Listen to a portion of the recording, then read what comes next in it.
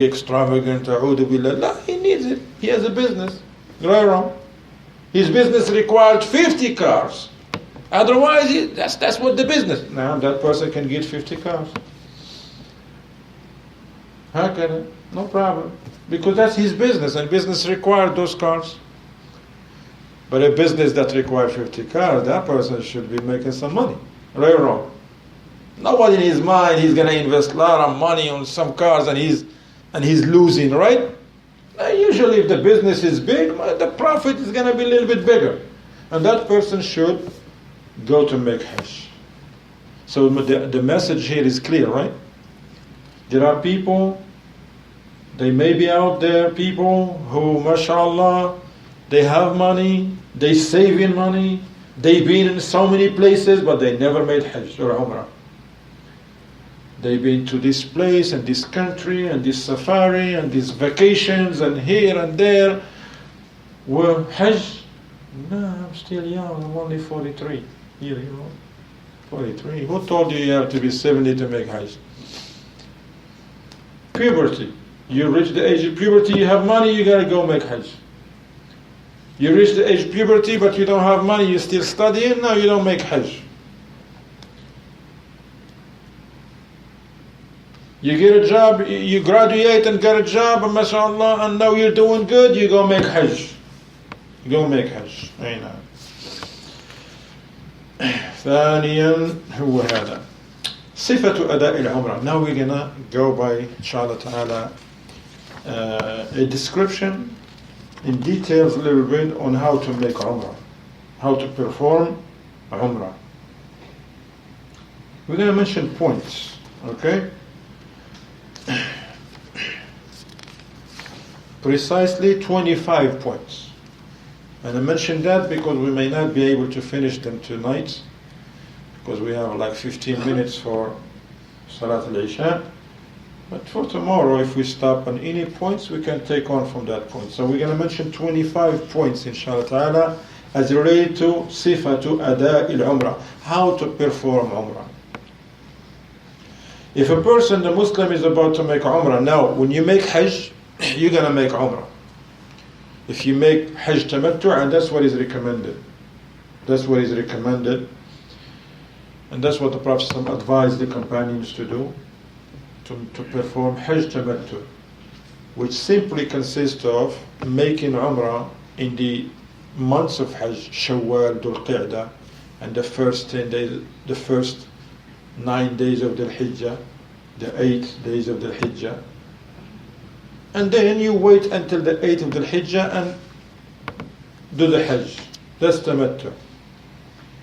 So when you're about to make Umrah now, and when you go from America, for example, when you go from America, we're talking about, we're here, Muslims, they're going to leave to America, check with your agents that you're going with. That travel agent that you're going with, they should tell you where they're going first. Are they going to go to Mecca first or Medina first? Keep in mind the travel agent and these packages, they include Medina. And keep in mind that Medina has nothing to do with your performing Hajj. If a person goes straight to Mecca, perform Hajj and came back without visiting Medina, your Hajj is okay. But they just, alhamdulillah, they put it out there. Go and visit the Prophet's masjid, give salam to the Prophet ﷺ, and maybe go to Quba and pray in there, visit Shuhada Uhud, alhamdulillah. It's good. But now you're going to ask that travel agent that you're going with, tell them, where are we going to go first, Medina or Mecca? Because that's going to help you to prepare yourself properly for that. If they say you're going to Medina first for 1 week, 3 days, 4 days, more or less, based on the packages, then alhamdulillah, you go and you don't have to worry about ihram or anything. Rather, if you don't have to buy ihram from here, period. You wait until you go to Medina and buy it from there. But if you go into Mecca first, you have to take ihram with you. Because you have to be in a state of ihram before the plane lands in Jeddah, not in Mecca. I think today in the khutbah I mentioned Mecca airport, but there is no airport in Mecca. to the best of my knowledge. There is Jeddah, that's what I meant. Okay? Jeddah.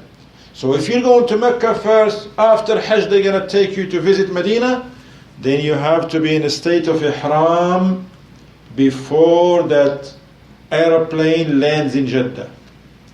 Which means what? You have to have ihram clothing. You have to buy them with you from here. Alhamdulillah. You can buy them now from stores. Maybe even Amazon may have them. Who knows? Railroad. They may have them. Check on Amazon, put ihram for Hajj. Somebody's selling them in there, inshallah. But why I'm saying this? Because if you're in Medina, for example, first, then on that morning, if they tell you, look, this morning of Tuesday, we're going to go to Mecca. So prepare. The bus is going to come in the hotel around 11. So in that morning after Fajr, when you eat your breakfast and all that, you go to the room, take a shower and prepare yourself. And you wear the clothing of ihram for men. Women, they don't have a specific clothing of ihram. Their regular clothing are their clothing. They wear the same clothing. Okay? They just don't wear niqab and gloves. But they still, those who wear niqab, they still cover their faces around the non-mahram men. And then you go, you prepare yourself at the hotel, but you don't say labbaik umrah. You don't. You wait until the miqat. What is the miqat? It is a place that is assigned to us by the Prophet ﷺ. There is 5 of them around Mecca. And some of them are closer to Mecca than others. This one by the Medina is called Al-Hulayfa, is the farthest away. It's like some 400 kilometers. A little bit more maybe. Okay? That's the farthest way from Mecca. And they call them mawaqit. That's the plural. In singular they call them miqat. Miqat. So you hear that, oh, we're going to go to miqat. Miqat with the qaf. But some people who cannot say qaf, they say miqat. So if you hear that, you know what they're talking about. Is that area when you should not pass except in a state of ihram. Meaning, you can prepare yourself before even you get there by taking a shower and putting on the clothing of ihram. But once you get to that area, then you say labbaik umrah. And now you're in a state of ihram. When you say labbaik umrah, now you're like, you should stay away from the things that the muhrim should stay away from. Okay? Until you finish the umrah. There is another, this Dhul Hulayfa is right there by Medina. For the people of Medina and whoever passed by Medina. For the people here from America, for example, or Europe, if you go to Medina first, then before you pass Dhul Hulayfa, you say labbaik umrah. We have another one that is for us too. It is called Al-Juhfa. And this one is closest to Mecca. It's before Jeddah. Unlike Medina, see in Medina when you're there in a hotel, the bus is going to take you from the hotel and that bus is going to stop in the miqat. The bus, they usually stop there and then you can get out. Some people, they want to go and take a shower in there instead of doing it in a hotel, which is going to add some extra time on the travel. Some, they want to pray in there. But now, if you're coming from America or Europe, and your flight is going to land in Jeddah, and you're going to Mecca first, you're not going to put your ihram clothing in Jeddah and say labbaik umrah in Jeddah. No, because that's not the miqat for you. Jeddah is the miqat for the people that live in Jeddah. If somebody lives in Jeddah and they want to go make umrah, they do it in their home and say labbaik umrah, get on a car on a bus and go make umrah. Somebody who does not live there and they're going to pass the miqat. You're going to pass the miqat on air and the plane do not stop on the miqat. There is no plane going to stop on the miqat. So always stopping at the miqat. Okay, get back to your seats. Tighten your seat belts. Okay? And then we're stopping at the miqat. They're not stopping at the miqat. And no plane is going to go in a circle around the miqat until Brother Abdullah and Brother Muhammad and Saeed and Hassan rush to that little tiny bathroom, and then during the ihram, and the plane still in a circle around the miqat, and then the captain say, every Muslim got an ihram yet or not? It's not going to happen. It's not going to happen. And that plane is going to pass the miqat fast, right? Because remember, those planes, we see them over there, they're like barely moving, right? You've been in a plane before, right? I'm sure. And you look from the window and you think that the plane is not even moving, right? Sometimes. That plane is going 500 miles an hour.